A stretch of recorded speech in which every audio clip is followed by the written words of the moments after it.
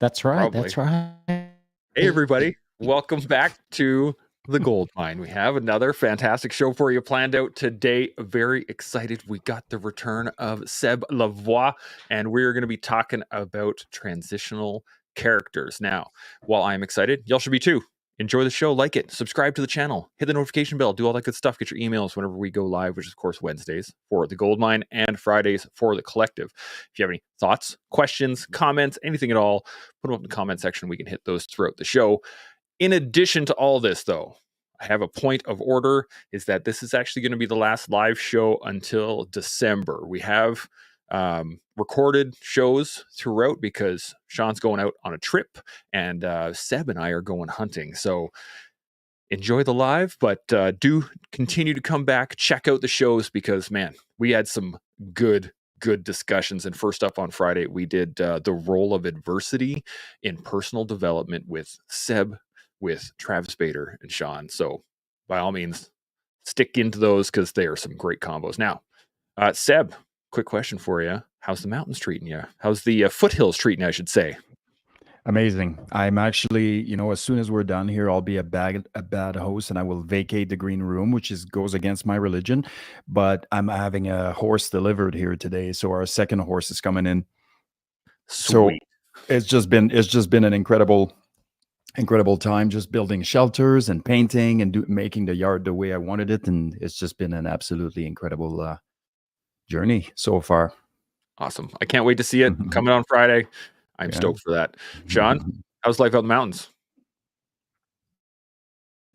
Things are good. I'm just kind of curious, though. The topic for today, is it transitional characters or transitional character? And I'm just wondering what the transition looks like from no cowboy hat to like big Stetson, like maybe a 10-gallon Stetson and a big belt buckle. Just a thought. Maybe we'll get into it. You got to win those. You don't go and buy your belt buckle. You got to win that one first. But yes, we will get into it in terms of transitional characters. What actually Seb hit me up earlier about this, and it's about being I like to call it a combo breaker, but the people that step out of difficult situations within their family. So you have a family of drinkers, perhaps, that raised on it, and then they're the ones that say no more and step out of it. So that's what we're going to get into. And with that, I'll hit this first video and then we'll discuss. Here we go. Oh, and there's no audio.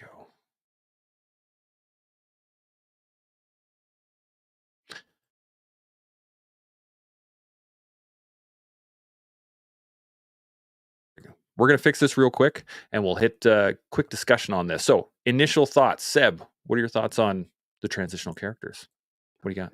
That was a very compelling video. I don't know if I have words to address this. I'm going to fix it. Could we watch it again so that I can be? I picked up a lot in that first viewing, so maybe we will. I'm just going to make sure I get the one with audio, and but I want to get your guys' thoughts on it while I do that. Hit it up. What are you thinking? Well, I mean, for me, as the literal black sheep of the family, both physiologically and everything else, I definitely ran that course and took that path. And, I think that the first thing that comes to mind is how much of that is actually DNA related and how much of that is just you and your upbringing and seeing and replicating what you are seeing versus, giving it consideration that this may be DNA, and I think that sometimes, unfortunately, and if I look at myself personally through my own journey and the lens by which my family is looked at, it would have been easy for me to sort of give myself an out and continuing exactly down the path of where say most of my family members found themselves once they realized that there was a historical tracking of these types of behaviors.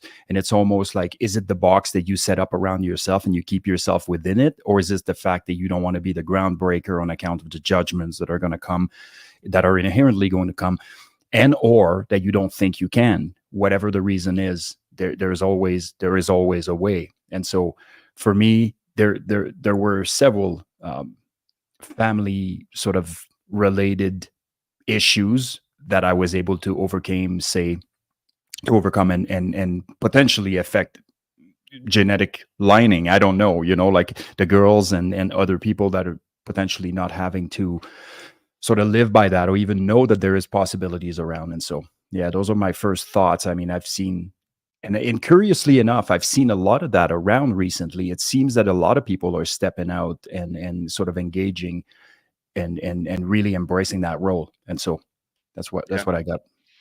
I agree with you. I see it a lot more, at least, especially on social media. You hear about it a lot more for sure. Shaun, you got any initial thoughts on this?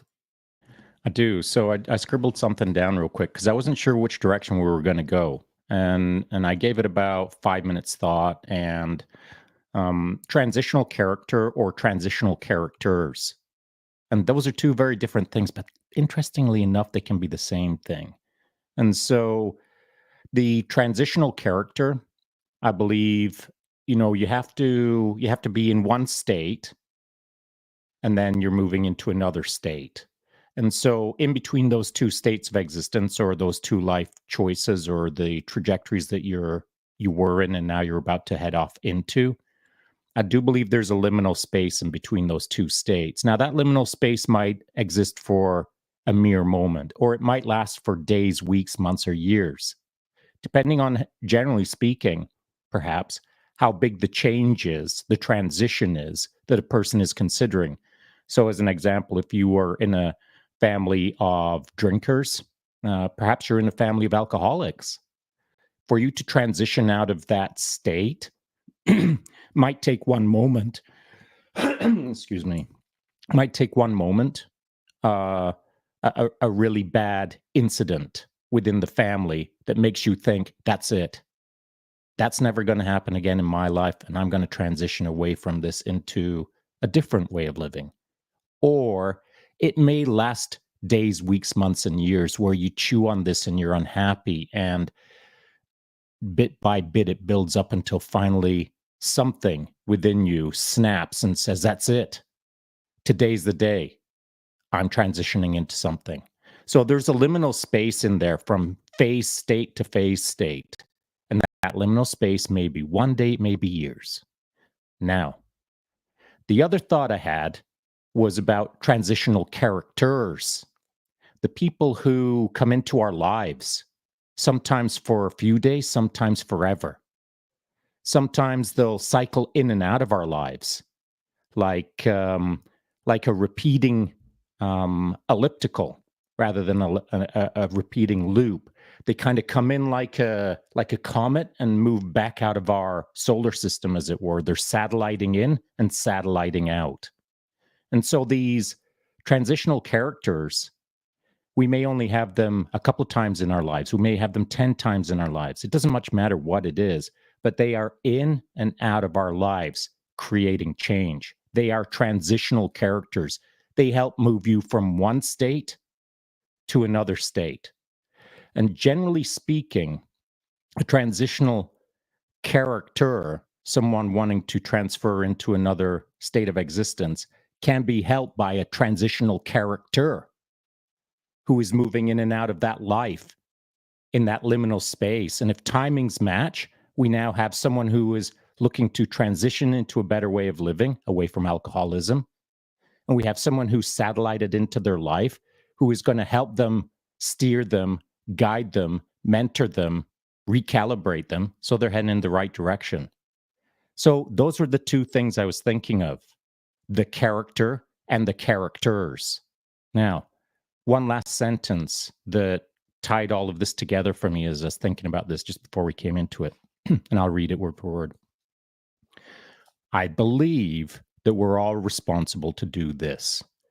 Confront the freedom and responsibility of defining their life and its essence within this world. So if we're trying to help someone, if we're trying to be a transitional character for someone, we're supposed to help them understand the freedom within their life, the responsibilities within their life, and the essence of who they are within this life, within this world. An essence, by that I mean who you deeply are, who your deep character is inside of you, what your soul is, we'll call it. A lot of people don't think about what their essence is. And if you aren't engaged in trying to apply your essence within the world, then why are you here? That's always a good question, and I do love the clarification between characters, transitional characters, versus being a transitional character, like being in transition. That is, and initially my thoughts went when I put this show together was the fact that being a transitional character, going through that transition of trying to break a cycle or trying to better yourself when the rest of your family doesn't, or your friend group does X and you want to move out of that kind of. And but to your point, I think you're absolutely right in the fact that there are lots of people out there that are influential enough in people's lives that they can just kind of steer the ship a little bit. Seb, what do you got?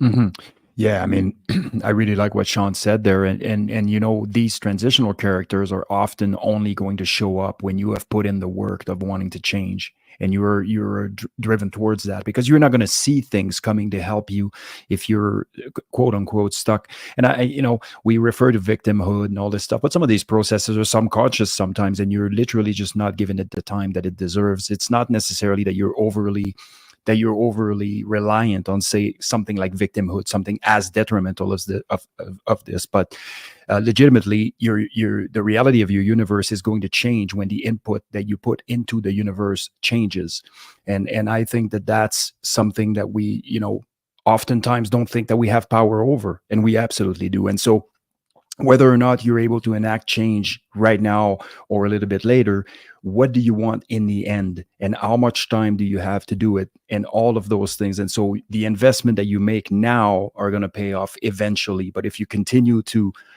you know, if the status quo remains, then that change has a potential to never happen, or to be way past your prime by the time it does, and now you're looking back with regrets, and which is something that we absolutely don't want when engaging in this life, in my opinion. Yeah, totally agree with that one. Now I have this. I got the video. I got it back. It has audio. You guys are good to go. Let's jump into this and discuss it after. Focus on identifying and healing your own emotional trauma, you become what's called a transitional character. And this is the idea that I want to leave you with. Transitional characters are what we need today. Dr. Broderick, who died recently, defined the term. He says a transitional character is a person who, in a single generation, changes the entire course of a lineage, who somehow finds a way to metabolize the poison and refuses to pass it on to their children. They break the mold. Their contribution to humanity is to filter the destructiveness out of their own lineage so that generations downstream will have a supportive foundation upon which to build productive lives. To be a transitional character is one of the greatest honors you could have in your lineage. You may be the first person in your lineage to go to college. You may be the first person in your lineage to start a business. And if you can be the first person in your lineage to be a transitional character, you will have made a significant contribution, right? There's probably someone in your life you want to fix, perhaps. And you're like, don't start with them, start with you. So the next time you ask yourself, why is this happening? And you see someone on Facebook or on Instagram or on social media, and you see things in the world happening the way they are, it's not because we're becoming more divided. It's because we're becoming more in tune with our pain. And some people have a lot more pain today than others. And so when I look at the question, why is it happening today? I believe it's because now is our time and our invitation to become transitional characters so that we can end the cycle of emotional trauma in this lifetime. Bam. Let's talk about it. Sean, thoughts?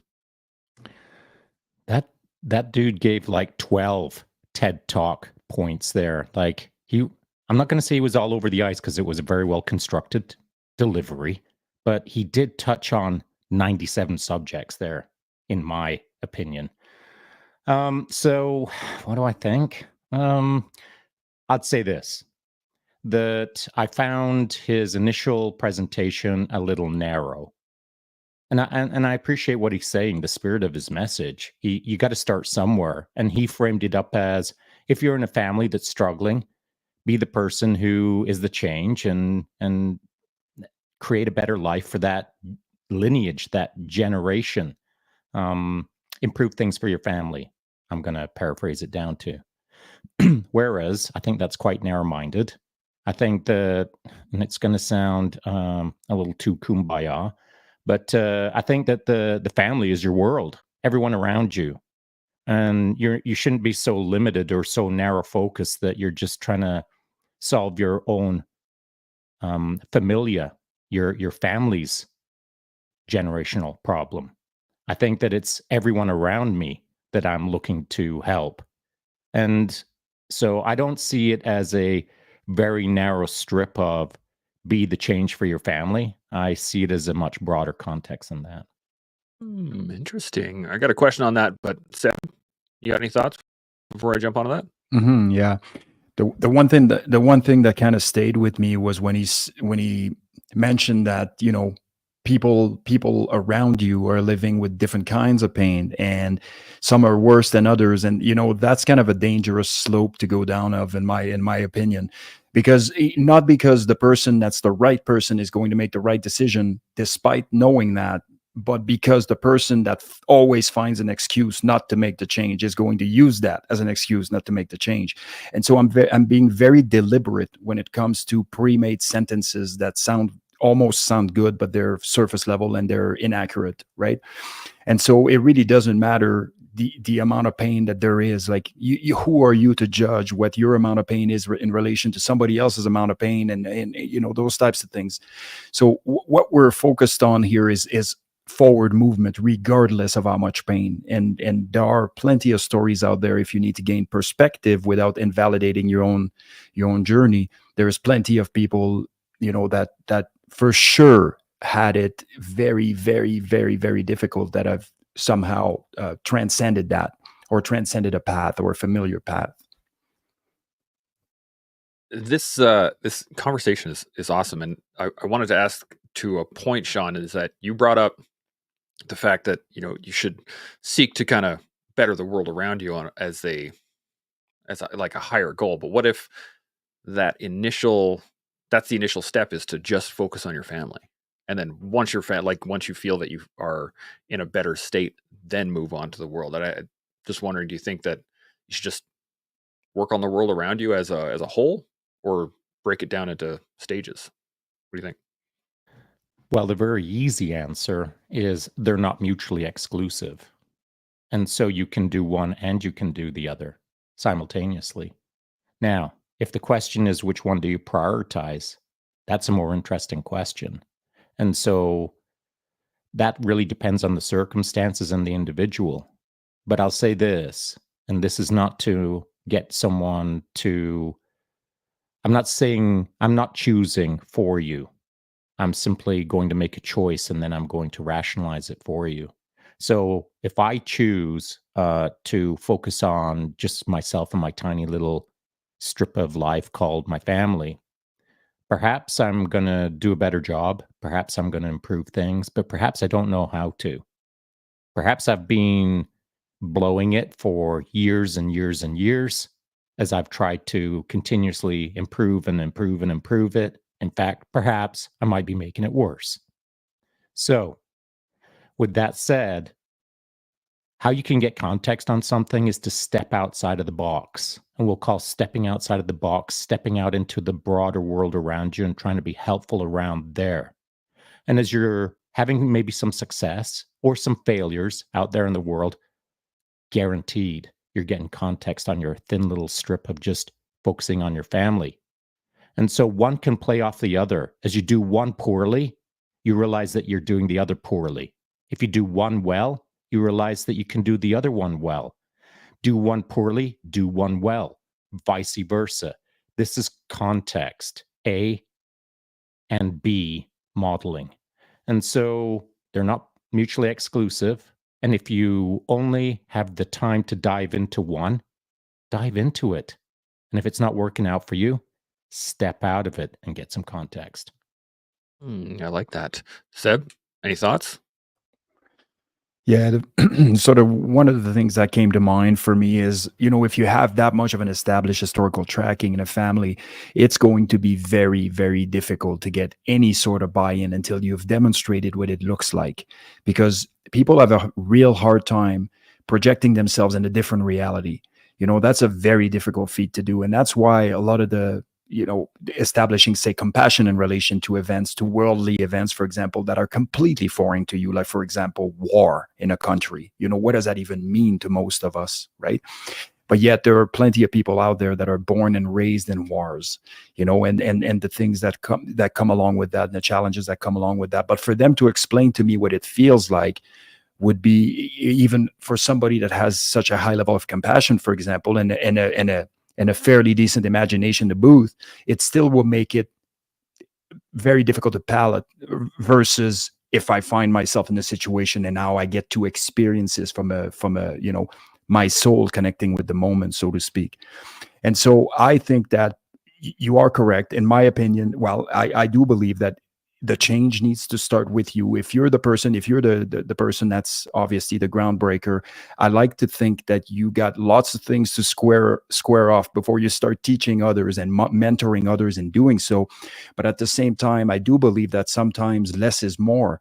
And if you engage in something and you start diverting off the path, you may poke the people that are already considering this as an option, but never had the stones to do it, because now you're demonstrated what it looks like to kind of step out, and that it's possible to do so.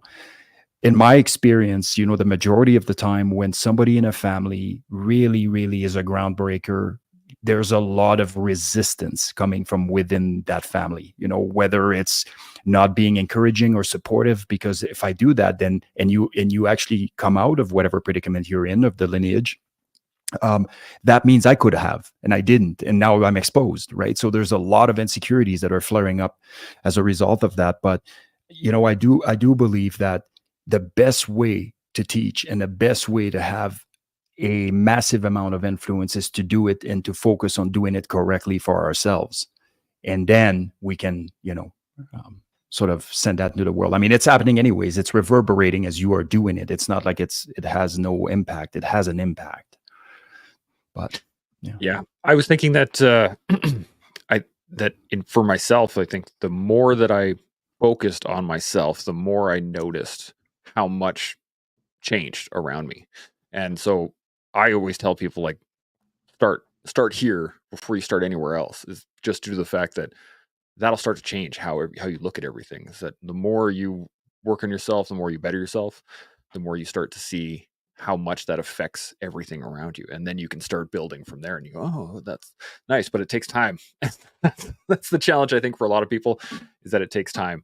And this actually leads into my next video here that I got. I gotta throw. What do you got? Got to throw something in as a little bit of a finesse point in case we don't get to it later in the podcast. Yeah, change is good. What kind of change? The reason that I thought of this is because Seb used to own a beard, and now he doesn't. He can always get it back. He can always ask the CQ for another beard, but for now he doesn't have a beard. And Seb's had a beard for quite a long time. And how much did he change since beard to no beard? For me, 0. Because when a guy buys a new hat, when a guy buys a new pair of cowboy boots, when a guy buys a fresh haircut, the only thing that's changed is the superficial look. Seb's still Seb. He's just cleaned up his act a little bit. But Seb's still Seb.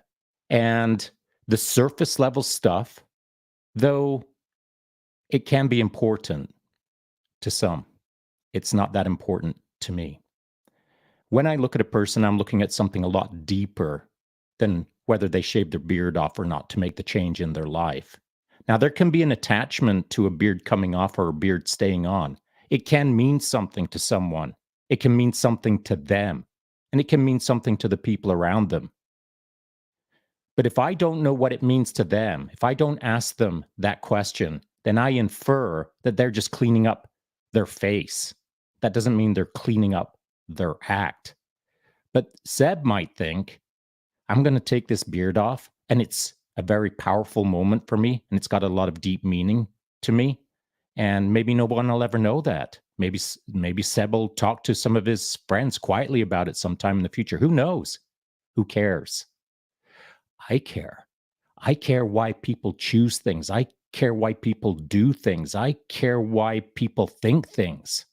And so for me to look at Seb and think, he's he's all cleaned up. I'm thinking much more than that. And so what you think about the world that you see around you is what the world is. And so if you're telling yourself that you want to make a change, you can't buy your way to change through Amazon. You can't buy your way to change through all the haircuts in the world. New cowboy boots every week won't make you a better person. They'll make you poorer. And so what I'm talking about here is the changes that matter aren't haircuts.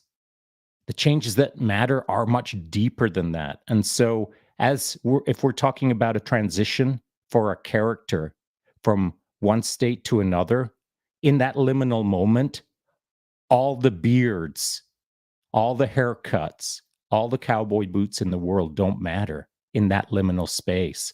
What matters is deeply knowing why you're about to step into that next state. So Seb's beardless face made me think of that. I just had to throw it out. Oh, I love that. That's a great point. Seb, you got any points to hit him back on? Or...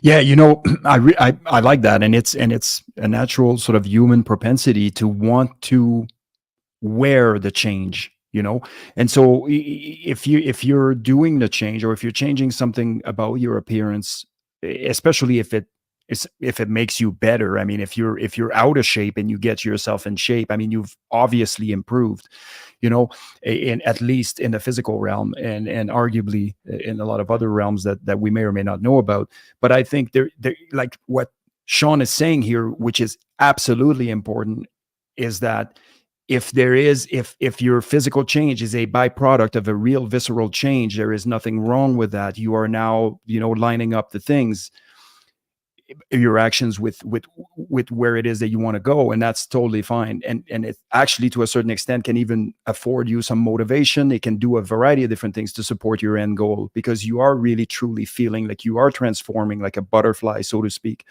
But alternatively, not making the change and making all these other changes will do absolutely nothing for you.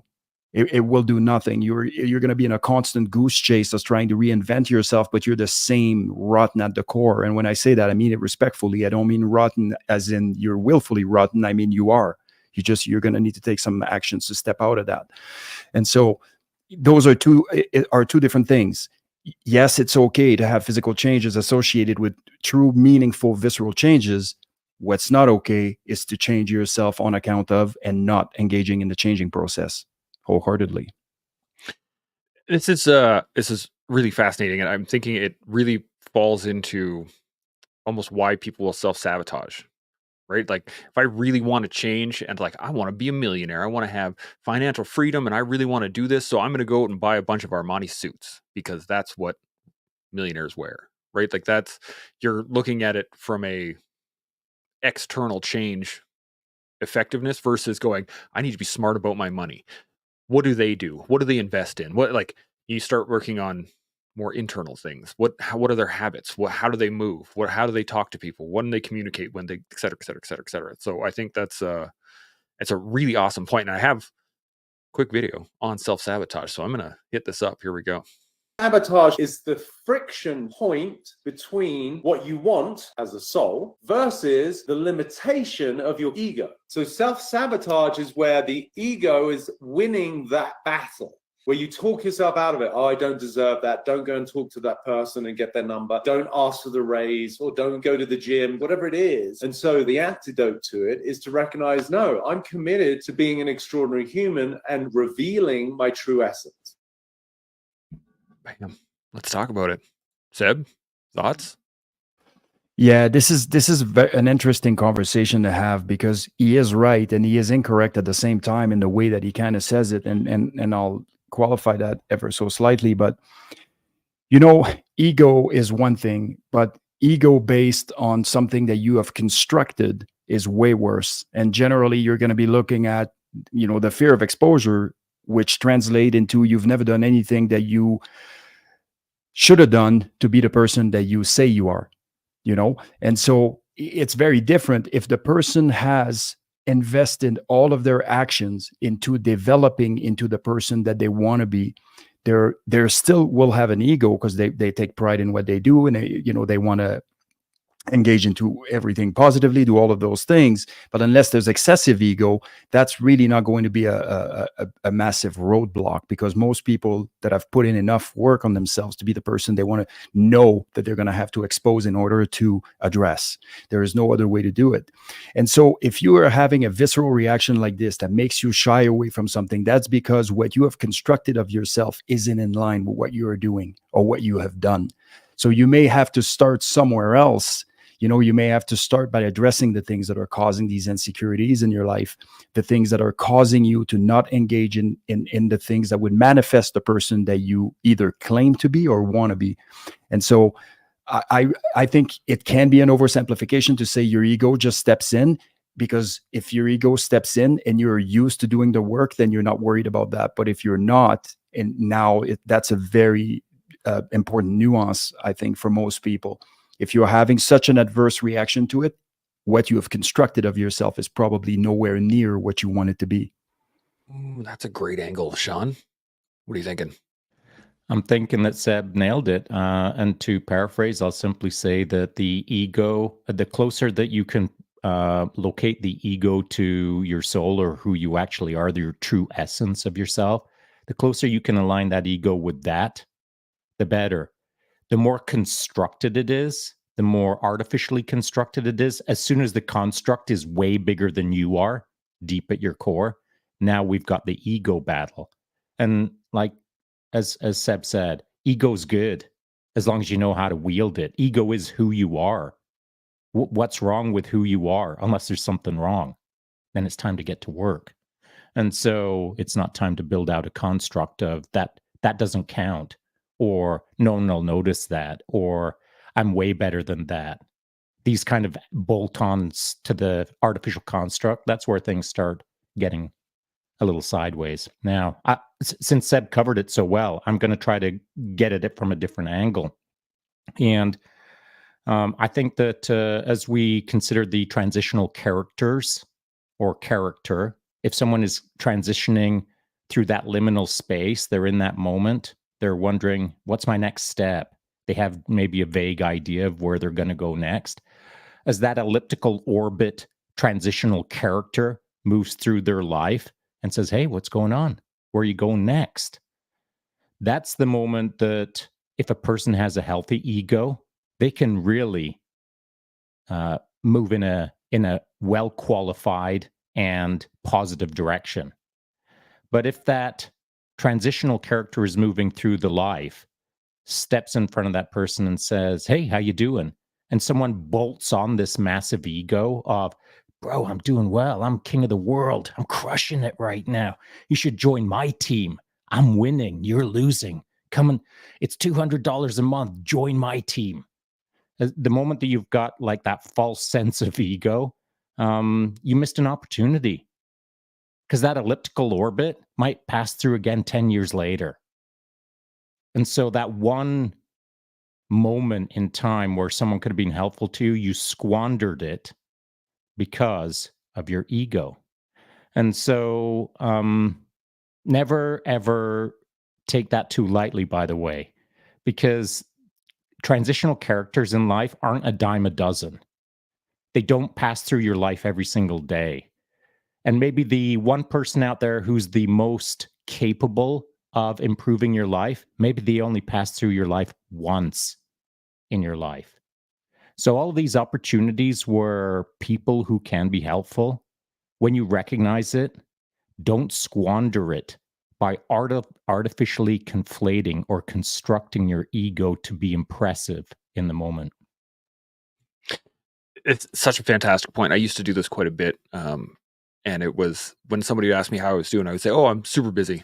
And it was an artificial construct, because I wasn't as busy as I am now.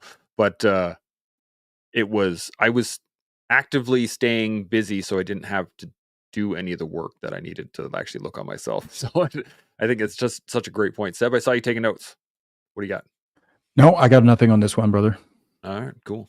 Now, I really like this conversation. I wanted to just touch back on, we kind of went down the ego route, and I want to go back on the self-sabotage kind of concept, because I hear this a lot. And from people that are trying to make physical changes, they're trying to better their lives, and then they get that little itch to go back to where they were. To, they get that call from a friend who's hanging out at the bar having a great time, and like, hey, yeah, you should come out. That, like, those types of self-sabotage areas. I want to get your guys' thoughts on tools, tips, anything to help someone that is going through those inklings. What do you think, Deb? Anything worth doing, anything meaningful is difficult. It's that simple. There is hardly any meaningful, and I'm absolutely certain that if we start digging, we can find something. But if you act as a moral framework that isn't the case, you're going to be way more prepared. And if you get a bonus event where you can get some positive repercussions without putting a lot of effort, I'll be in to celebrate that with you. But ultimately, navigating life thinking that that's going to be the case, or at least knowing that it isn't going to be the case, then returns the ownership back to you to take the steps that you need to be taken. And you need to understand that they are difficult. And that is the reason why other people before you for generations and generations didn't. There are reasons for that. And you should, to a certain extent, you should have, humble pride in that. It should tell you something, that you are willing to even look at this, and more importantly, that you are willing to engage in a process which is so inherently difficult that a lot of people shy away from it and refuse to engage in it. And that's been the course, say, in your family, from a family history perspective, for at least all of your life and perhaps beyond. This could be, your great grandfather was already down the same rabbit hole as the rest of the family, so to speak. And so I think it's really important to understand that. And when you do, you have less of a tendency to see everything that's coming down the pipe as catastrophic. All of the hurdles, all of the ego hits, all of those things you have, provided that you understand that all of these things are going to be very, very difficult, but they're not impossible. And the alternative is also difficult, but it's worse for you in the long run, and certainly worse for the rest of the family history. Because if you're going to proliferate this with your own kids, now you're just adding fuel to the fire kind of deal. And so when it comes to personal change, meaningful personal change, I promise you this: there has to be resistance coming from you. And it's more about the realization of what you are doing and what you are going to do to not engage in that and not give it a voice. And I can't address this dogmatically and tell you this is what works 100% of the time, because it may not work the same for you as it does for me. But I know for me, when those voices started speaking to me and telling me all these lies, I used to shut him up categorically. You don't have a voice here. You have no power in this world, as far as I'm concerned. None.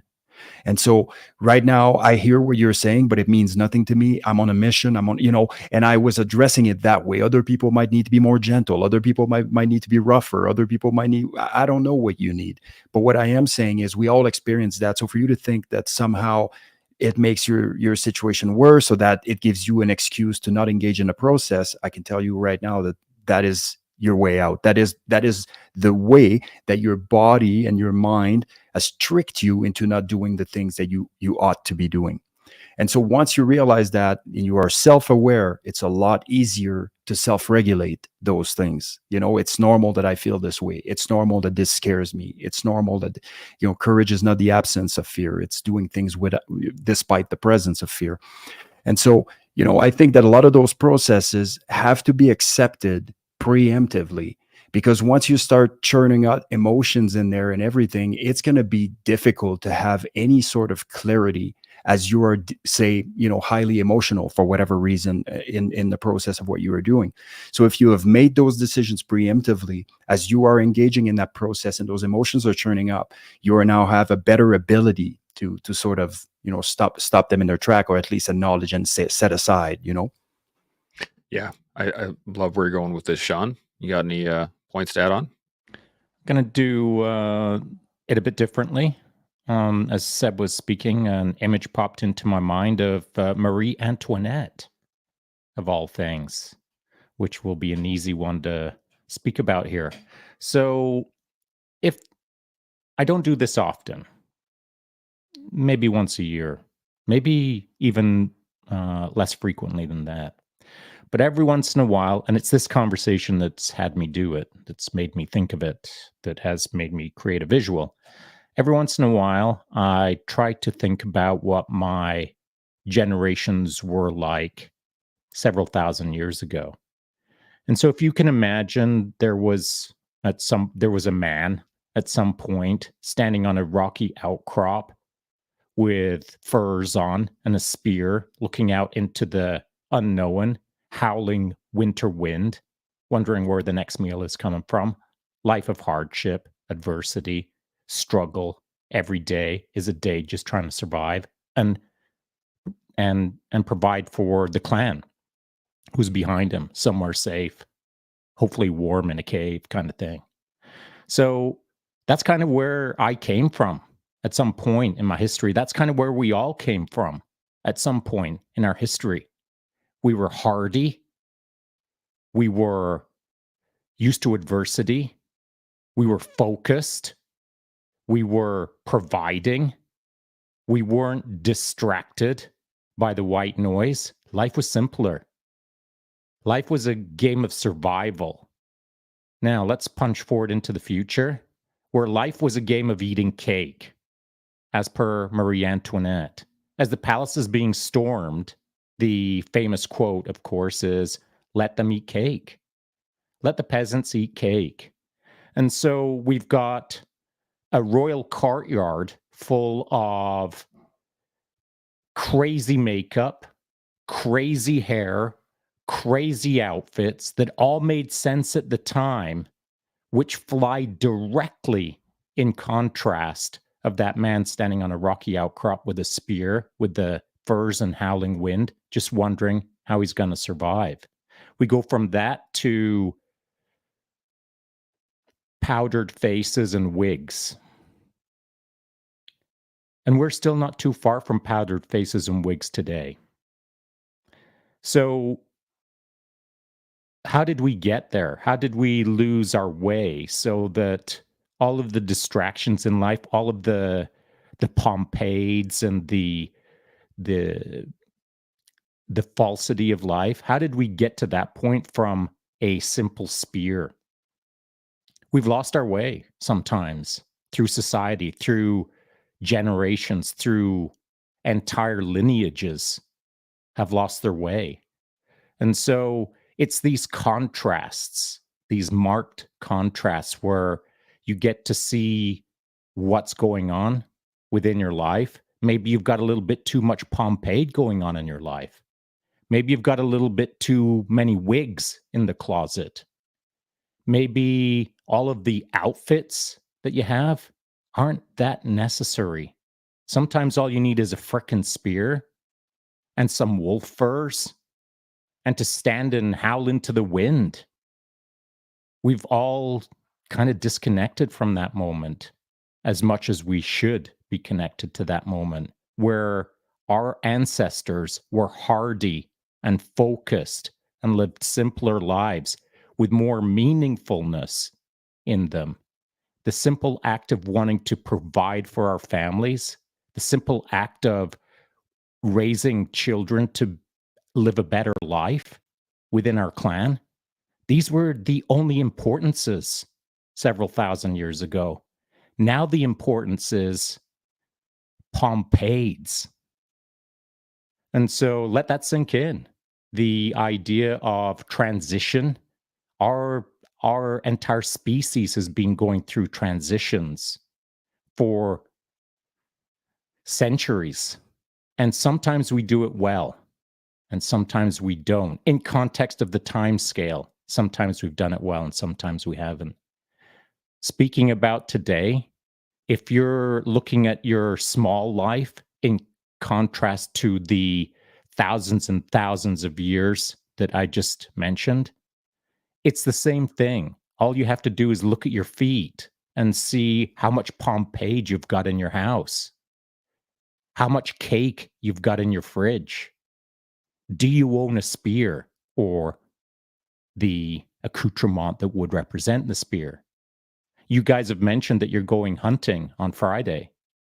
That's the modern spear.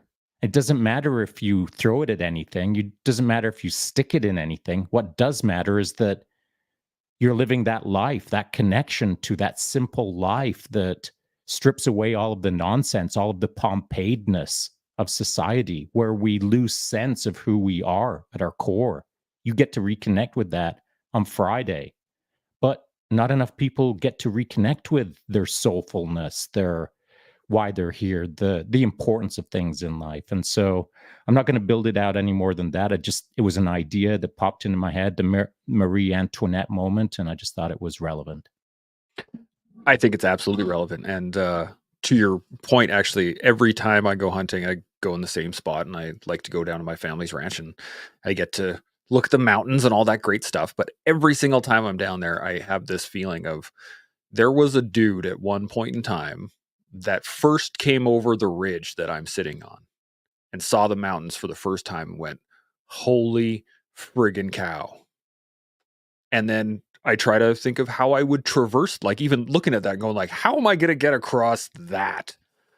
Oh dear. Okay. One step in front of the other, and just start working your way, start looking for passes. And that's why we have Rogers and Crow's Nest and like all these things. And I love the fact that you brought it up, because I think it's a really, really important point to reattach yourself to the world rather than the city or your little bubble or your, closet full of shoes, that kind of stuff. Seb, you got any thoughts on that?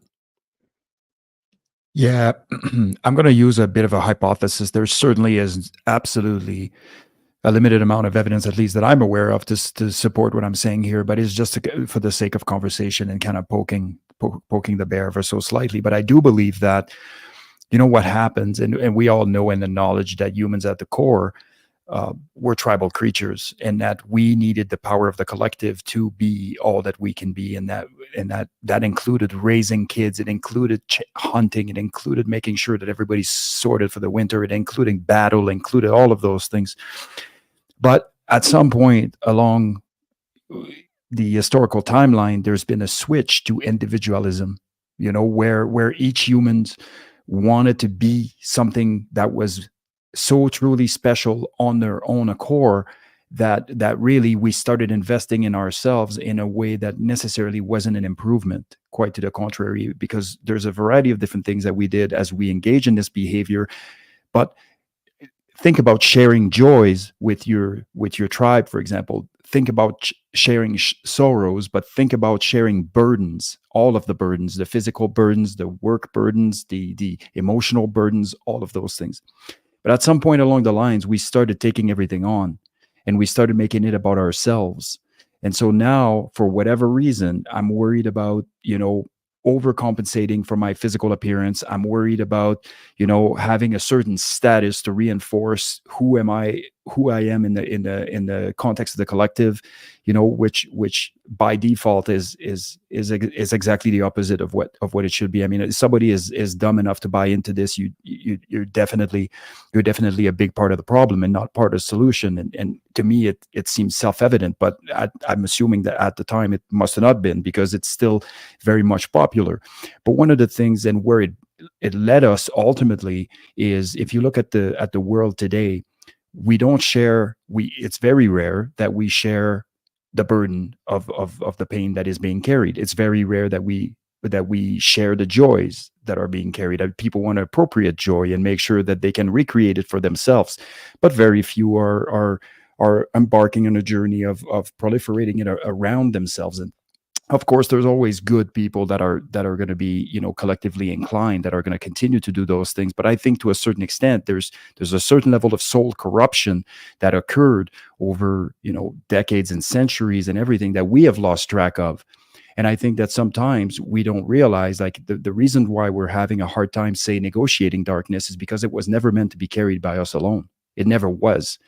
But we have decided to make it so in the to give us the appearance either of progress or of capabilities, or whatever status fueling endeavors you want to relegate it to.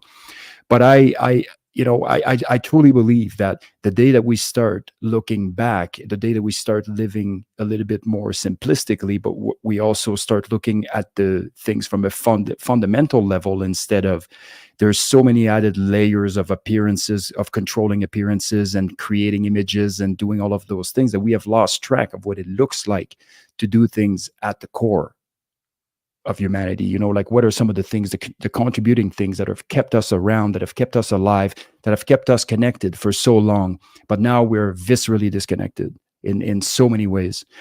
And so my hypothesis is just that, like, there was a period of time, in certain periods of times, where we started prioritizing the person instead of the community, and I truly believe that has a lot to do with where we are right now. That's a fantastic idea, and I'm loving this, because I was thinking while you're talking there, Seb, that when we're sharing the burdens and sharing successes and sharing joys and things like that, I was picturing hunting, because we were talking about it. But like, when you harvest an animal, it's not it's not like a video game where you shoot shoot an animal and bing, a steak pops out, right? That's not how it works. There's work to be done. Like that, the actual harvesting of an animal, as soon as you take that shot, that's when the work actually starts. Because now you got to go out and clean it, and you got to go out and skin it, and you got to be able to quarter it, and you got to be able to take it home, and you got to be able to all the work then begins. And so you're right to say that that was a community event for thousands and thousands of years. An animal would be taken, and then the entire community would get to share in that, in the burden, in the difficulties, in the smell, sometimes in the all parts of it were shared by the community. I really love that. Shaun, you got any other thoughts on this? Just that I agree with Seb's hypothesis, and I feel that I'd like to take it just a little bit further, a little more pointed, and state that it's now to a degree where things are so individualistically focused that there is no external focus. There is no communal focus. There is only me, me, me, and my tiny little universe, to a degree where some people are so so embedded within their tiny little universe that they are almost they're almost immune to what's going on around them. In fact, I'd go so far as to say they don't care what's going on around them. They just simply want to live their life in their way, irrespective of what's going on around them. And that might look like a bunch of different things. That might be a person who doesn't care about the world around them, and they'll eat their burger and throw their burger wrapper over their shoulder and just keep on walking down the sidewalk and don't care, because it's not their problem. It can be as insular as that, or it could be they're not throwing their garbage all over their place. They're just simply not interacting with the world. When they step out of their house, their neighbor might say good morning, and they just look straight ahead and keep on walking. They don't want to be part of the world. They only want to be in their tiny little world. So there's that out there as well, of course. But there are signs of people doing it really well. And Chance, I want to, identify you as a good example of that by sharing what's going on in your life within the community. As far as I'm concerned, you don't share often enough. Your personal posts are a little infrequent, but when you do put them up, they're good. But your most recent ones that have discussed depression and what's personally going on for you, and how when you are a little down in the dumps or in the hole or in the darkness, you simplify your life, you focus on the fundamentals, you do the things that have to be done, and you are cognizant of the need to do those things, and therefore they get done. You pull the big world all around you back in and focus on doing the things that you need to do. That is different than just simply ignoring the world all around you and doing whatever the hell you want to do. That's being aware of the world around you and how important it is for you to do the things that you need to do to be good to the world in time. And so sharing that burden And I think the burden word is a poor choice of words, but it puts a point across. You sharing your struggles with the community, with the clan, is not only good for you, but it's good for the clan. And I think that it should happen more often. I think that I don't want to say it was courageous of you to put that post out about getting back to the fundamentals and working through depression. I wouldn't go as far as say it was courageous, but it was notable, and it was it deserves a nod of recognition by everyone. I would say that. And I'm proud of you for doing it, because, you know, you wouldn't have done that a couple of years ago. You wouldn't have publicly stated that and being cool about it in the way that you were cool about it. And so it's interesting to me that it takes time for everyone to get right with themselves and how to communicate with the world broadly around them, so that not only are they a positive influence, but they can also be a burden, but in a good way, not in a soul-sucking vampire energy bleed way that's directly attached to victimhood. So chance you're not putting out the victimhood message in that moment. You were putting out this is what's going on. This is where I'm at. It's all good. Thanks for the support, et cetera, et cetera. And so that's a cool way to do it. So putting the word out in these moments is important for everyone, but it is important how you do it more so than just do it. So give some thought to the message that you're putting out there to the world. When you're putting that message out to the world, you're actually putting the message to yourself. So craft your message thoughtfully, carefully, intelligently, positively, so that you positively influence yourself and those around you. Could not agree more. Seb, what do you got? Mm-hmm. Yeah, I couldn't agree more with that, man. I've seen a lot of changes with you, you know, over the last couple of years, and of course, like being engaged in all these high level conversations and having a lot of you know, learnings and things is really helping. But me, really, it's all about the willful decision that you made to want to do it, to want to engage in it, to be fully submersed in it, to take the hits, you know, and the tougher days with the easier days. But I can tell you that from an outside perspective looking in, you look like the person that's becoming the person that they pretend to be, you know. And I think that in itself, you know, removes it takes the power away from vulnerability. I don't even know what that word means. I actually despise that word. Like, I don't care what you think I am when I'm telling you who I am. That's just who I am. Like, I don't care. I don't need to prove to you that I can choke you out by not kissing a kitten. I don't need that I can, you know, all of those things. And I think that the truer you are to projecting an image that's in line with who you truly are viscerally by the way that you engage in the work, the less amount of garbage you're going to fill other people's minds with, the less amount of control perception you're going to send around. The only thing you are doing is being you, and that includes all of those aspects of the human experience. That includes vulnerability, that includes when things aren't going so well. And so what I've seen with you is very much that, is you becoming the person that you say you are, and it's been awesome to watch.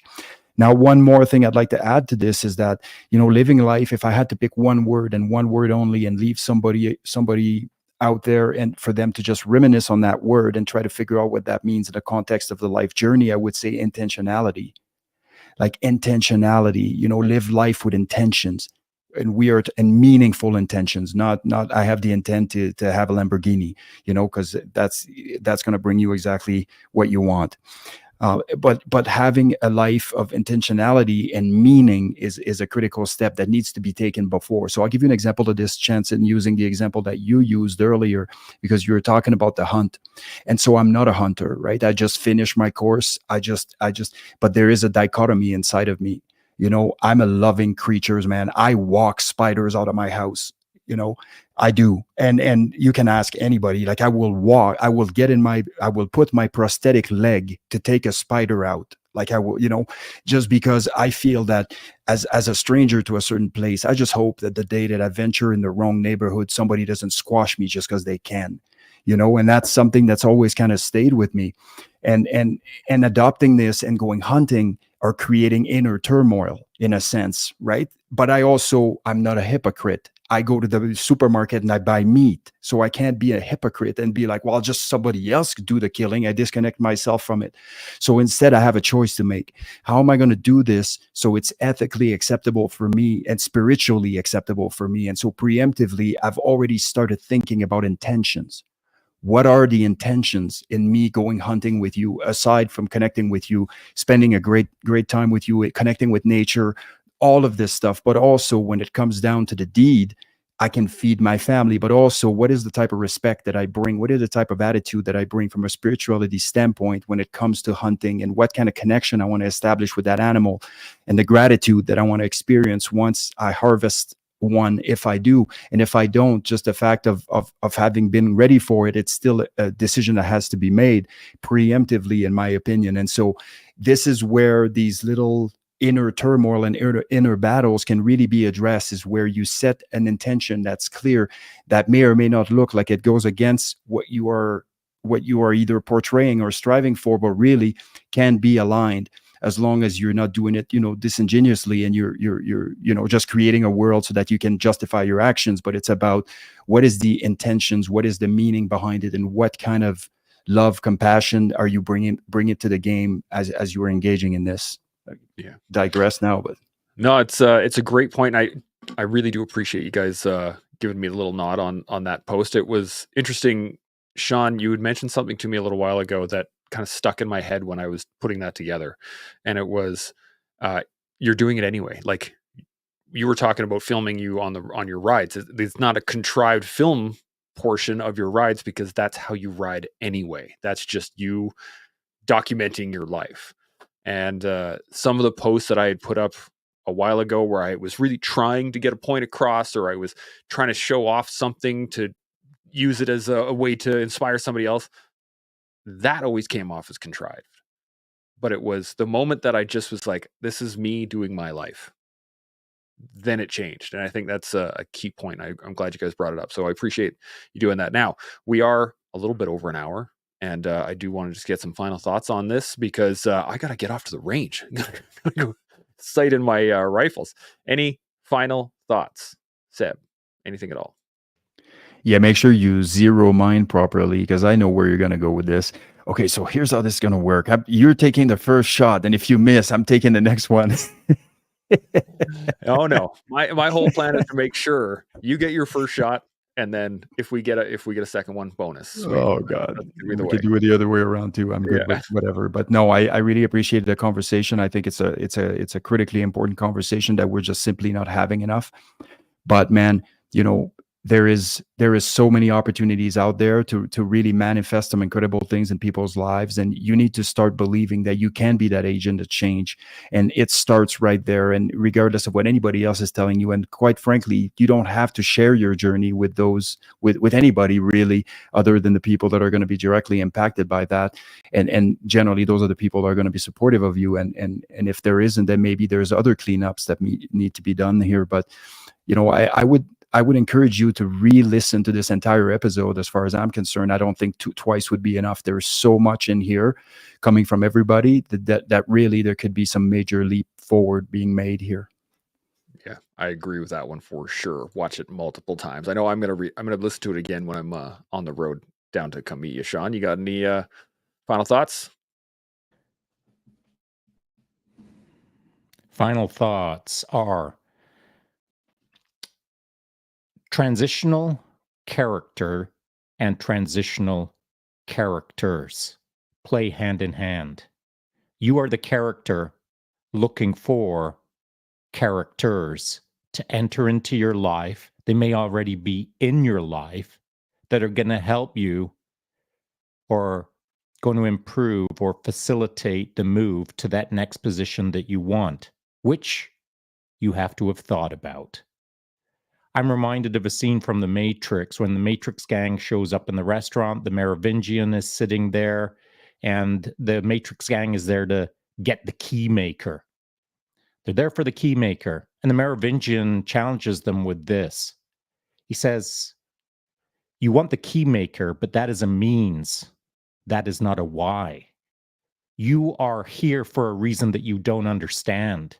You've come to do something, but you don't know why you're doing it. In effect, as I observe that scene, the Matrix crew is being played. They're being played by a higher power to do something that they haven't fully thought through. They don't know the why of the moment. They only know the means of the moment. The key maker is the means, but they don't know why they're there.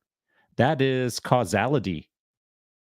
They hadn't thought about the whyness of the causality in that moment.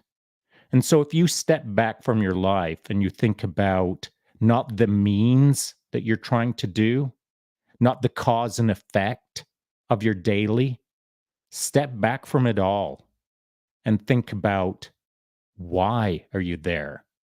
Why do you do things? Why are you on that seeking journey?